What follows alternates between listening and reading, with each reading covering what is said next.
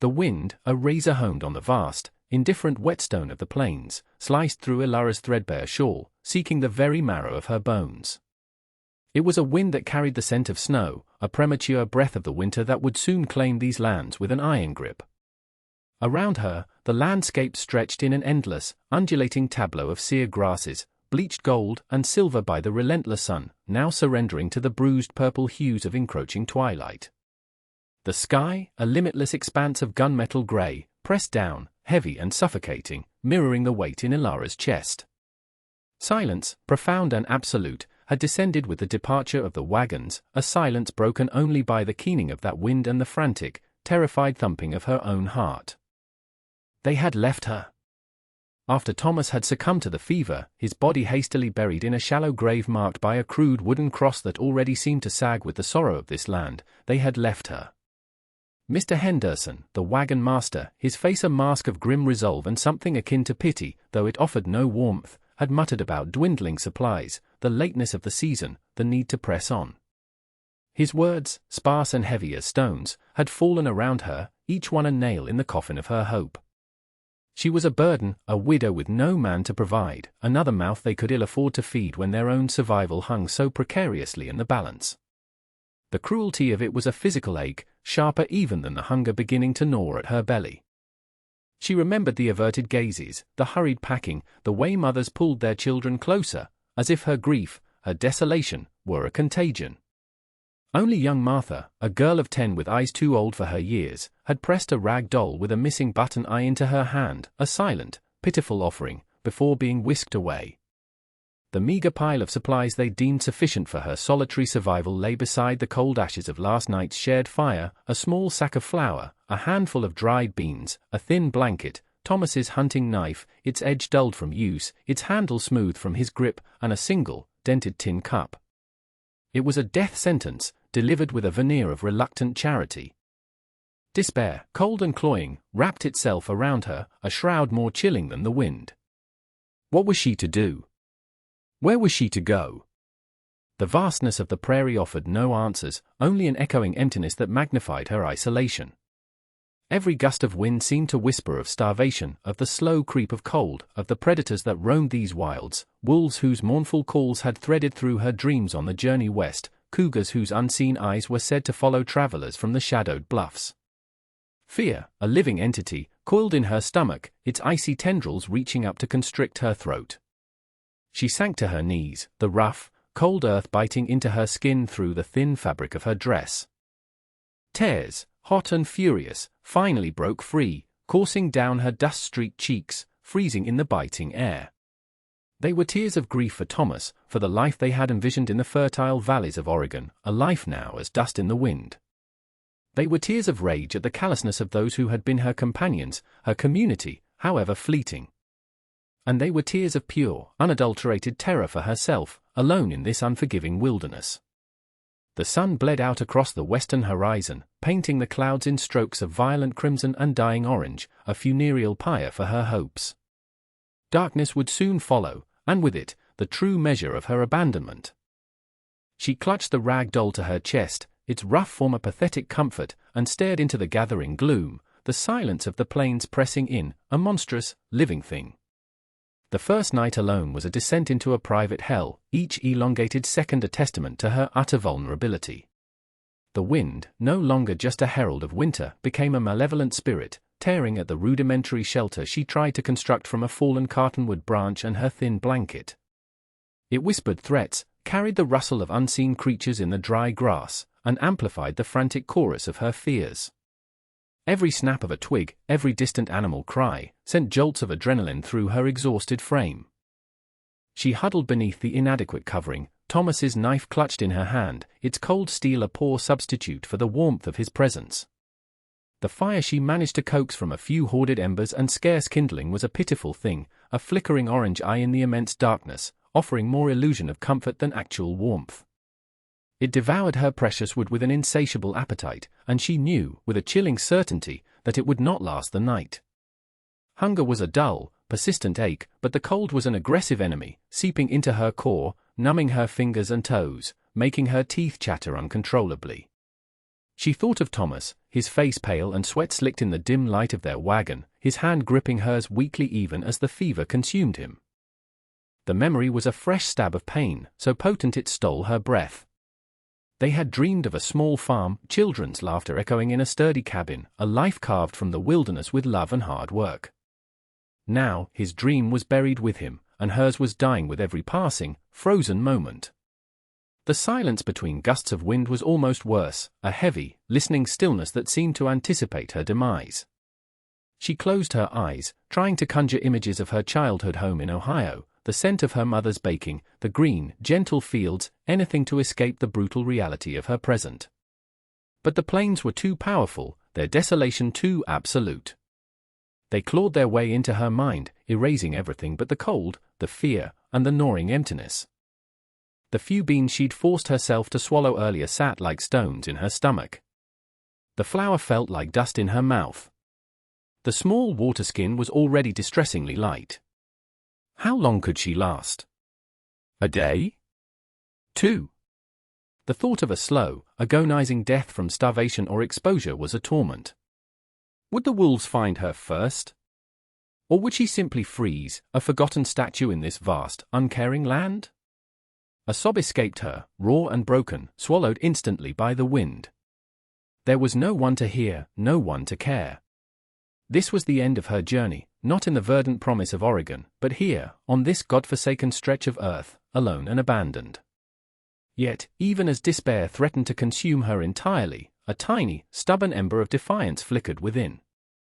She was Ilara, daughter of pioneers, wife of a man who had faced this wilderness with courage. She would not simply lie down and die.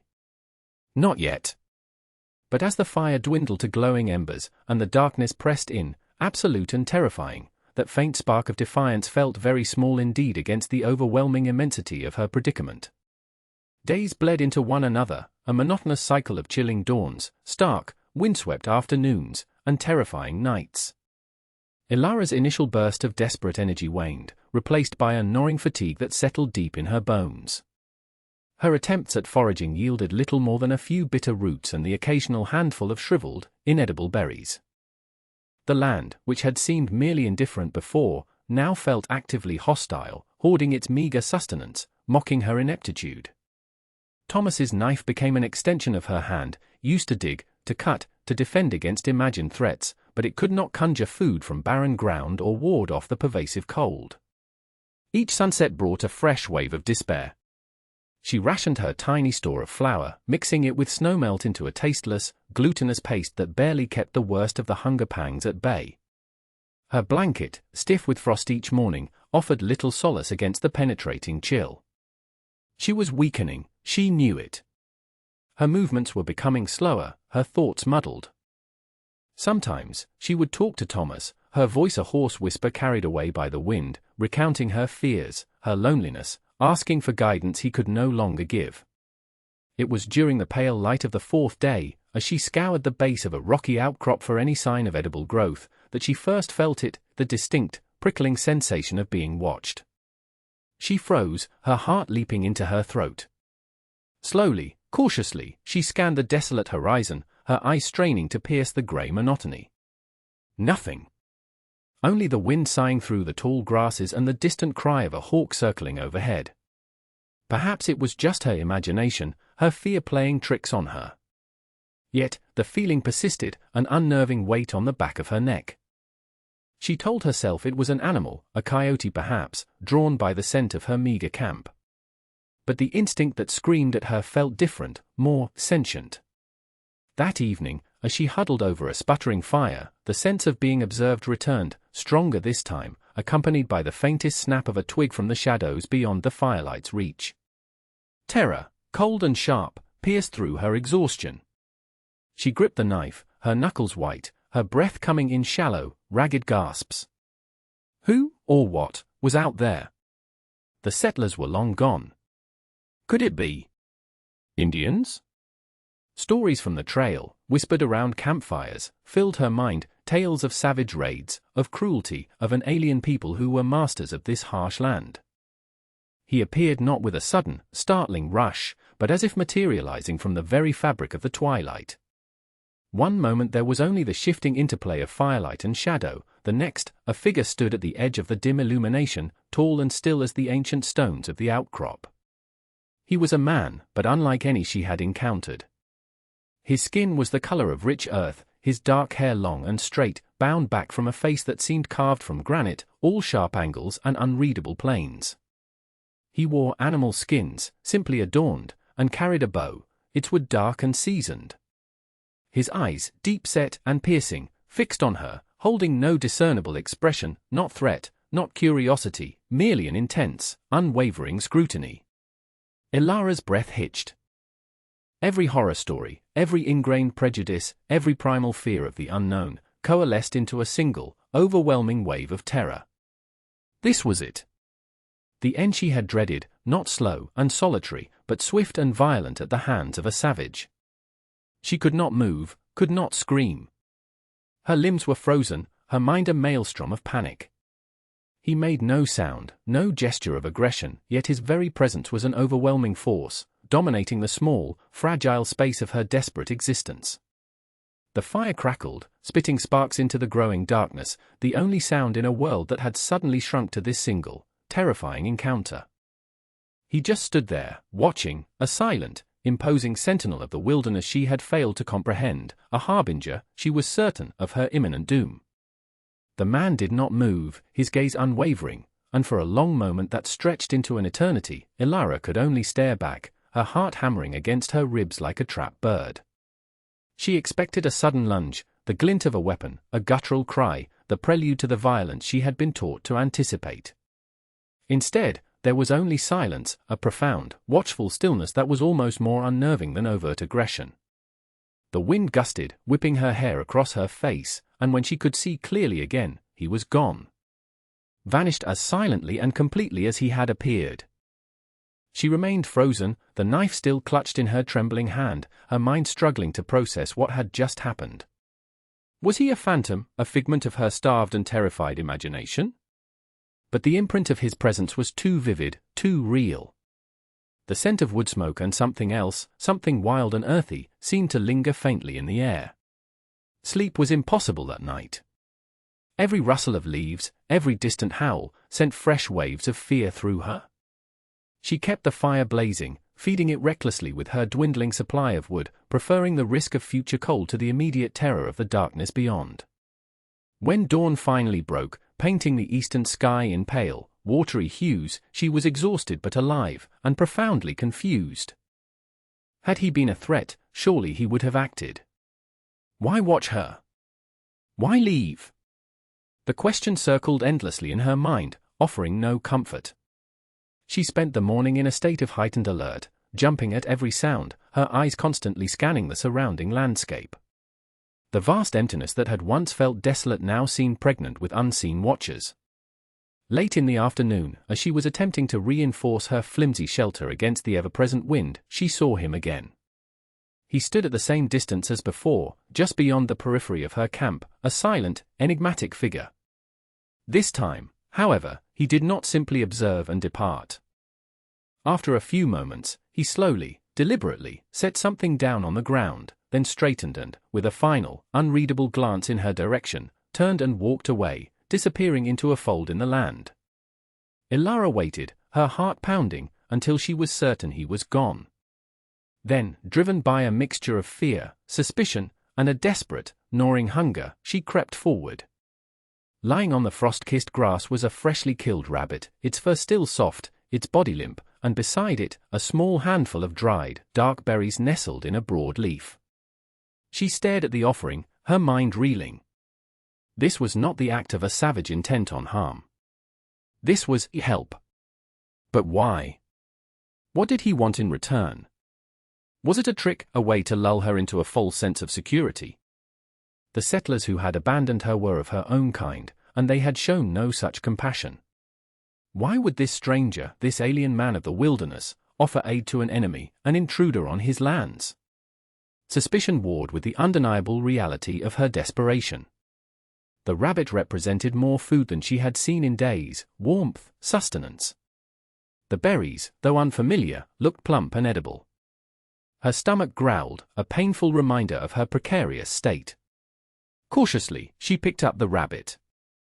It was still warm. The berries, when she hesitantly touched one to her tongue, were tart but sweet. With trembling hands, she carried the unexpected bounty back to her camp. As she skinned the rabbit with Thomas's knife, her movements clumsy but determined, she kept glancing towards the spot where the man had stood. He remained unseen. The act of preparing the food, the promise of a nourishing meal, brought a faint resurgence of strength, a flicker of something other than pure terror. She cooked the rabbit over her small fire, the aroma of roasting meat filling the air, a scent so achingly familiar and welcome it brought tears to her eyes. She ate slowly, savoring every mouthful, the warmth spreading through her chilled body, a balm to her frayed nerves. She did not understand his motives. She was still afraid. But for the first time since the wagons had rolled away, a tiny, hesitant seed of something other than despair began to take root in the barren soil of her heart. It was a fragile thing, easily crushed, but it was there, a bewildered, cautious gratitude.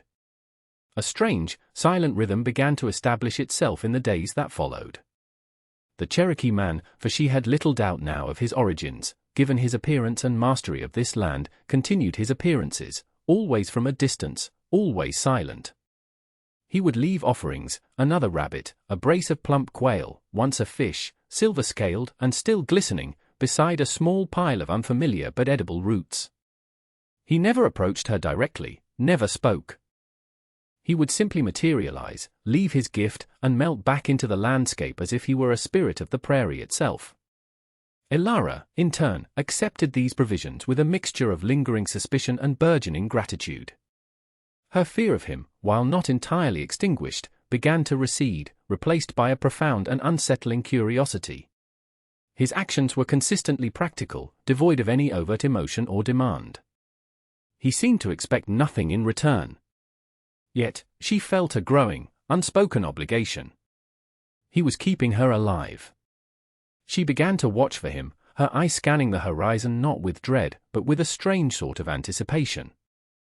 She observed his movements when he was visible, the fluid grace with which he traversed the uneven terrain, the way he seemed to blend seamlessly with the grasses and shadows, the almost preternatural awareness he displayed of his surroundings. He was a part of this land in a way she could never be, a way the settlers, with their ploughs and fences, would never be. He understood its language, its secrets. Her own attempts to contribute to her survival continued, spurred now by a desire not to appear entirely helpless. She gathered firewood more diligently, though her efforts paled in comparison to the small, neat piles he sometimes left near her shelter. She learned to identify a few more edible plants from the memory of pictures in a book her mother owned, though her finds were meager.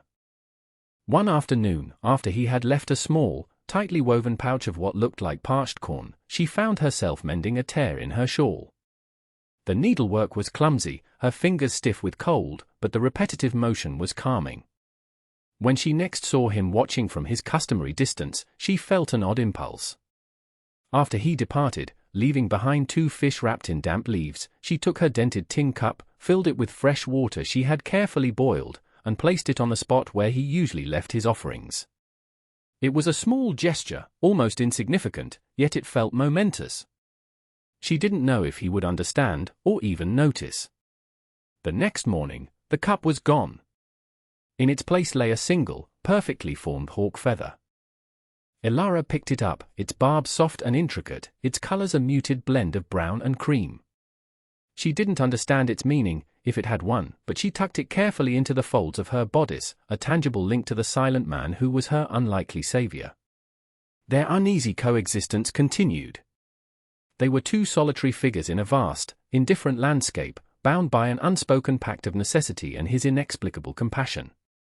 The societal conditioning that had once painted such men as fearsome savages was slowly, painstakingly, being eroded by the consistent, quiet humanity of his actions.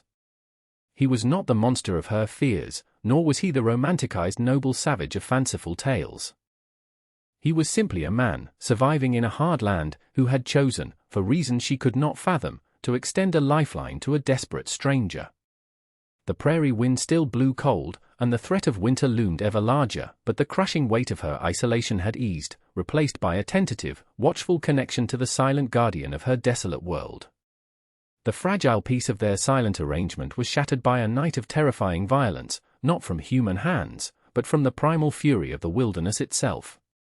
A storm, brewing for days on the northwestern horizon, a mass of bruised and roiling clouds, finally broke upon them with savage intensity. It began with an eerie stillness, the wind dropping to a whisper, the air growing heavy and charged. Then, the sky unleashed its torrent. Rain, driven by a shrieking gale, fell in near solid sheets, lashing the plains, turning the dry earth into a treacherous quagmire. Thunder cannonaded overhead, shaking the very ground beneath Ilara's feet, each concussive blast followed by searing flashes of lightning that illuminated the desolate landscape in stark, terrifying relief. Her flimsy shelter, already inadequate, was no match for such an onslaught.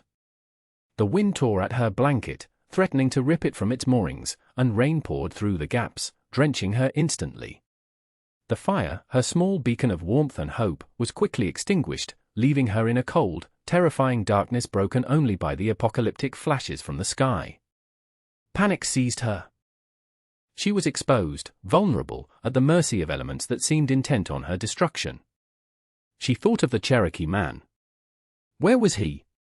Was he caught in this maelstrom too? The thought that he might also be in peril brought a surprising pang of concern, eclipsing her own fear for a moment. Just as she was contemplating abandoning her ruined shelter to seek refuge, however inadequate, amongst the rocks of the nearby outcrop, a figure loomed out of the driving rain. It was him. In the brief, stark illumination of a lightning strike, she saw him, his clothes plastered to his frame, his hair streaming water, but his movements still economical and purposeful. He carried a large, heavy hide, something thick and waterproof. Without a word, he came directly to her shelter. For the first time, he was close enough for her to see the intensity in his dark eyes, the set of his jaw against the storm's fury. There was no time for fear of his proximity, only a desperate gratitude. Working quickly, with a practiced efficiency that spoke of long familiarity with such conditions, he began to reinforce her shelter. He used the hide to create a more substantial, waterproof covering, securing it with strips of rawhide he produced from a pouch at his belt, anchoring it to the sturdiest branches and nearby rocks. Ilara, shaking with cold and fear, tried to help, her numb fingers fumbling with the stiff hide, but he gently, impersonally, pushed her hands away, his movements conveying not impatience, but a focused urgency. He worked with a silent, concentrated energy, his body a bulwark against the wind and rain. Within minutes, what had been a pathetic lean-to became a small, relatively secure haven, the drumming of the rain on the hide now a muted, almost comforting sound compared to the chaos outside. He did not leave. Instead, he crouched near the entrance, a silent sentinel, peering out into the tempest. The space within the improved shelter was small, forcing a proximity that would have terrified her days ago. Now, his presence was a reassurance, a solid anchor in the terrifying storm. They remained like that for hours, the storm raging around them, the only sounds the relentless roar of the wind and rain, and their own quiet breathing. The shared ordeal, the forced cooperation in the face of a common, overwhelming threat, stripped away another layer of her fear, another layer of the distance between them. He had not just provided food, he had actively protected her, shielded her from the storm's wrath. When the first pale light of dawn finally filtered through the clouds, the storm had begun to abate, its fury spent. The landscape was transformed, a sodden, ravaged world. He rose, looked out at the grey, dripping morning, then turned to her. For a fleeting moment, their eyes met, and in his, she thought she saw not the unreadable stoicism of before, but a flicker of something else, perhaps shared relief, a recognition of their mutual survival. He gave a single, almost imperceptible nod, then slipped out into the damp air, disappearing as silently as he always did. Ilara watched him go, a profound sense of his capability, his sheer, unyielding strength, settling within her. The terror of the storm faded, replaced by a deeper, more solid understanding. He was not just a provider, he was a protector. And in the heart of that terrifying night, a new level of trust had been forged, unspoken but undeniable. In the aftermath of the great storm, a subtle shift occurred in Ilara's spirit. The terror that had been her constant companion began to recede, replaced by a quiet but persistent determination. She was alive, thanks to the silent Cherokee man, and she would no longer be a mere passive recipient of his aid. She would learn, she would adapt, she would contribute. The desire to shed her helplessness became a driving force. She began to observe Kalen, for she had started to think of him by that name, a name she had once heard whispered with fear by other settlers, now taking on a different connotation in her mind, with a new intensity. She watched the way he moved, the way he read the signs of the land, the subtle cues in the wind and the behavior of animals that she had never noticed before. She saw him check snares she hadn't even known were there, his movements economical and precise. She saw him identify plants with a glance, his knowledge of the prairie's hidden bounty seemingly inexhaustible. Imitation became her teacher. She started venturing further from her small camp, her eyes searching for the plants she had seen him gather. Her first successes were small, a handful of tart, but edible, berries, a few bitter roots that, when roasted, provided a meager supplement to the food he brought. She tried to fashion a simple snare from a strip of cloth and a pliant willow branch, her efforts clumsy and frustratingly ineffective at first. But she persisted. She learned to read the sky, to anticipate the changing weather with a little more accuracy, noting the direction of the wind, the shape and color of the clouds, remembering the signs that had preceded the great storm. Kalen, from his customary distance, seemed to notice her efforts. One afternoon, after she had spent a frustrating hour trying to coax a flame from damp kindling, he left a small bundle of perfectly dry tinder and a piece of flint next to her usual offering of food. He made no comment, offered no direct instruction, but the gesture was clear. He was acknowledging her attempts, offering subtle guidance. Another time, after watching her struggle to identify a particular root, he left one of the correct plants, its edible portion clearly indicated, beside her path. His teaching was entirely nonverbal, a series of quiet demonstrations and strategically placed aids, yet it was profoundly effective. Ilara felt a burgeoning sense of accomplishment with each small skill she mastered. Tending a fire that caught and burned brightly, identifying an edible plant on her own, even the simple act of successfully purifying water from a muddy stream, these small victories were nourishment for her soul. The land, once a source of terror and despair, began to reveal a different facet of its character. Under Kalen's silent tutelage, she started to see not just its harshness, but also its resilience, its hidden generosity. She noticed the delicate beauty of a prairie flower pushing through cracked earth, the intricate patterns of frost on fallen leaves, the majestic sweep of a hawk soaring on an updraft. Her internal monologue, once a litany of fear and grief, began to change. Respect for Kalen deepened, not just for his survival skills, but for his profound connection to this world, a world he did not seek to conquer, but to live in harmony with. She began to understand that his stoicism was not indifference, but a deep, quiet strength, born of necessity and a life lived close to the bone. One evening, as she successfully cooked a small bird she had managed to snare, a moment of immense pride, she looked out towards the fading light, knowing he was likely watching. A sense of gratitude, purer and less fearful than before, welled within her. She was no longer merely Ilara, the abandoned widow. She was becoming someone new, someone stronger, someone shaped by the harsh beauty of the plains and the silent guidance of its native sun. The days shortened, and the air grew consistently colder, carrying the unmistakable bite of approaching winter. The uneasy rhythm of their shared existence had settled into a kind of normalcy, the silence between Ilara and Kalen less fraught with fear, more filled with an unspoken understanding. One late afternoon, Kalen returned to her camp not with food, but with a noticeable limp, his usual fluid grace slightly marred. He carried a young deer across his shoulders, a significant bounty, but as he lowered it to the ground, Ilara saw him wince, his hand going briefly to his thigh. He had a long, shallow gash there, bleeding sluggishly through a tear in his buckskin leggings. It wasn't life-threatening, perhaps a slip on loose rock or a glancing blow from a cornered animal, but it needed tending. For a moment, Ilara hesitated. This was a boundary they had not crossed, direct physical contact, an offer of aid from her to him. But the sight of his injury, the subtle sign of his vulnerability, overrode her reticence. He had saved her life countless times, protected her, guided her. This was a small thing she could do. She went to her meager store of supplies. She had a clean strip of linen, saved from what was once a petticoat, and she had boiled water earlier. Without a word, she approached him. He watched her, his expression unreadable as always, but he did not move away.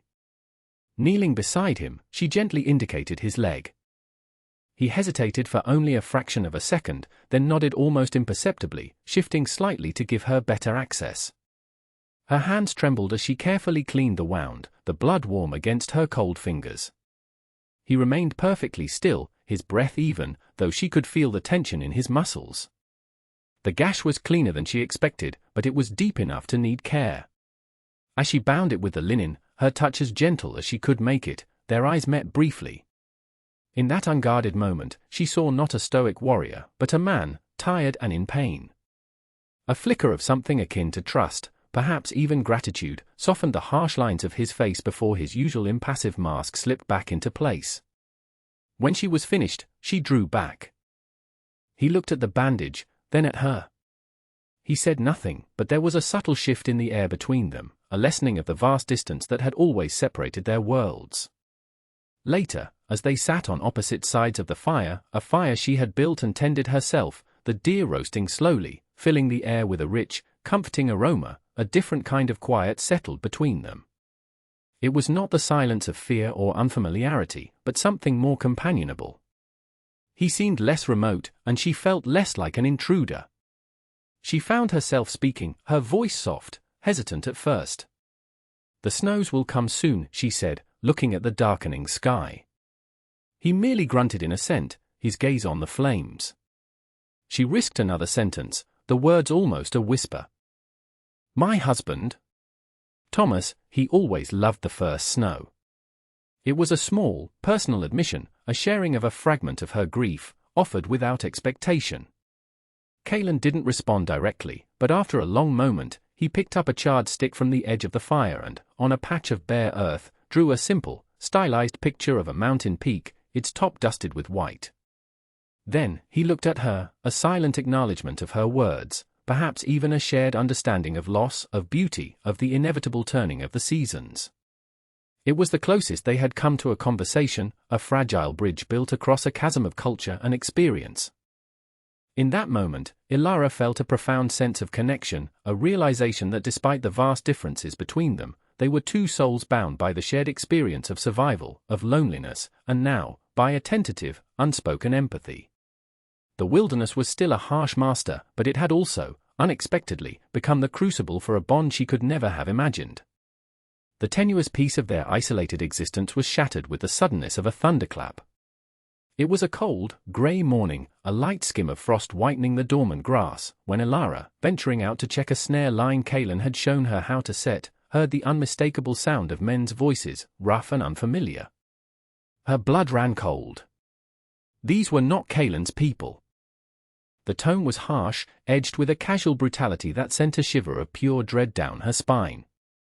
Peering cautiously through a screen of withered brush, she saw them, 3 men, heavily armed, their faces coarse and weather-beaten. Trappers, by their look, or perhaps something worse. They were examining the area around her small, sheltered camp, their eyes greedy and assessing.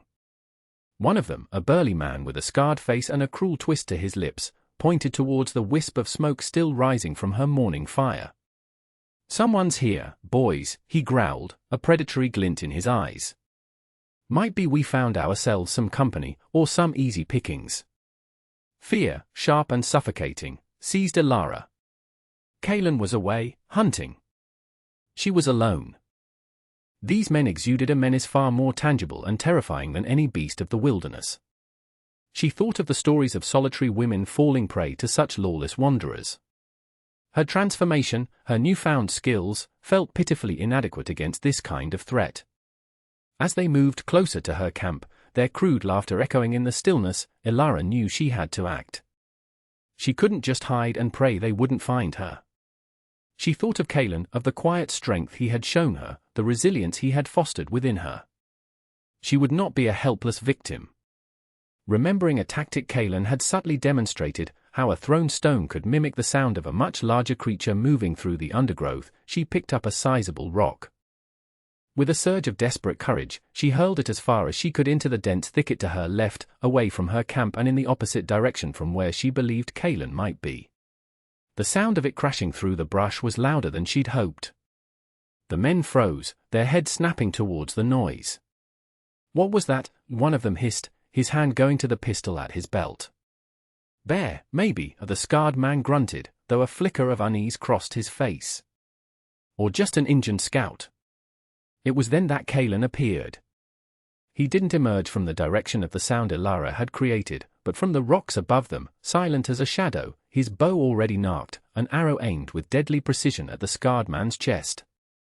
His face was a mask of cold fury, his eyes like chips of obsidian. "Leave this place," Kalen's voice was low, resonant, carrying an authority that brooked no argument. It was the first time Elara had heard him speak more than a single, guttural sound, and the power in it sent a shiver down her spine, a different kind of shiver this time, one of awe, not fear. The trappers, startled by his sudden appearance and the undisguised threat in his stance, were momentarily stunned. The scarred man recovered first, his lips curling into a sneer. Well, look what we have here. A brave. And who might you be to give us orders, Redskin?" He started to raise his rifle. Before he could bring it to bear, Kalen's arrow flew, swift and silent, embedding itself deep in the stock of the man's rifle, shattering the wood, the force of it knocking the weapon from his grasp. The man howled in pain and surprise, clutching his stinging hands. His companions, seeing the deadly accuracy, hesitated, their bravado visibly faltering. Elara chose that moment to act. From her concealed position, she let out a piercing shriek, a sound she hadn't known she possessed, hoping to startle them further, to make them believe Kalen was not alone. Kalen loosed another arrow, this one thudding into the ground inches from the boot of the second trapper, who yelped and stumbled backward. "I will not say it again," Kalen said, his voice like ice. "Go. Now." The scarred man, his face contorted with rage but his eyes showing a new respect for the danger they faced, spat on the ground. "This ain't over, Injun." But he began to back away, his companions following suit, casting fearful glances at the silent, formidable warrior and the unseen source of the shriek. They retreated, their movements hurried and clumsy, until they were swallowed by the trees. Kalen held his position until they were long gone, his posture radiating a lethal readiness. Only then did he lower his bow. Elara emerged from her hiding place, trembling, her legs weak with reaction, but a fierce pride surged through her. She had not cowered. She had acted. Kalen turned to her, his expression softening almost imperceptibly as his gaze met hers. There was no need for words. In the shared silence, thick with the aftermath of danger, lay a profound acknowledgement of their victory, their partnership. He had defended her, and she, in her own way, had stood with him. The threat had been met, not by one, but by two, bound by the harsh land and the trials they had endured together. The immediate aftermath of the confrontation left an unsettling stillness in the air, the echo of violence slow to fade. Kalen retrieved his arrows, his movements economical and precise, his expression unreadable but for the lingering tension in his shoulders. Elara watched him, her own heart still hammering against her ribs, a strange mixture of residual fear and a fierce, almost exhilarating sense of vindication coursing through her. When he finally turned to her, his dark eyes met hers, holding a depth of understanding that transcended the need for language. He had protected her, unflinchingly, placing himself between her and mortal danger. And she, in her small way, had contributed to their defense, her quick thinking creating a diversion, her cry adding to their perceived strength. It was a silent acknowledgement of a bond forged in shared peril, a partnership solidified in the face of a brutal, external threat. He gestured towards her small camp, a silent inquiry about her well-being. She managed a shaky nod, her voice still caught in her throat. Later, as the grey afternoon bled into an equally grey evening, they sat by the fire, the familiar scent of wood smoke a comforting balm. The silence between them was different now, imbued with the gravity of what had passed. Elara found herself reflecting on the journey that had brought her to this moment, from the desolate, terror-stricken widow left to die, to the woman who had faced down armed men alongside a Cherokee warrior. The transformation was profound, almost unbelievable. She had discovered a strength within herself she had never known existed, a resilience born of desperation and nurtured by the quiet guidance of this enigmatic man. The world, once a place of overwhelming fear, had become a landscape of harsh beauty, of challenge, and, unexpectedly, of connection. This land, which had almost claimed her, had also given her a new life, a new self. Kaylin, who could have been an enemy, a figure of dread from the whispered tales of her past, had become her protector, her teacher, her silent companion. He had not merely rescued her from the wilderness, he had, in a way, rescued her from the ruins of her former life, showing her that survival was not just about enduring, but about adapting, learning, and finding a place within the intricate tapestry of existence. She realized that home was not a place you traveled to, but a sense of belonging you built, sometimes in the most unexpected of circumstances, with the most unlikely of allies. As the first snowflakes of the true winter began to drift down from the darkening sky, soft and silent, Ilara looked at Kaylin. His profile was stern against the firelight, yet she no longer saw an outsider, a stranger. She saw a man of immense integrity, of quiet courage, a man who understood the deep, immutable rhythms of the earth. He had offered her refuge, not just in a physical sense, but in the steadfastness of his presence, in the unspoken acceptance she found in his company. The arms of a Cherokee warrior, from the fanciful notion she might once have entertained, had become a metaphor for a profound and respectful partnership, a sanctuary built on mutual reliance and quiet understanding. The future was uncertain, the coming winter would be hard, but she was no longer alone. She had faced death and found life. She had confronted fear and discovered courage. Looking out at the softly falling snow, which now seemed to blanket the land not in a shroud of despair but in a mantle of quiet promise, Ilara felt a sense of peace, a resilient hope. They would face what came together, two solitary figures who had found an unexpected strength, an unspoken kinship, in the heart of the vast, untamed wilderness. The journey ahead was unknown, but she met its prospect not with terror, but with a quiet, steady resolve, a woman reborn in the crucible of the plains.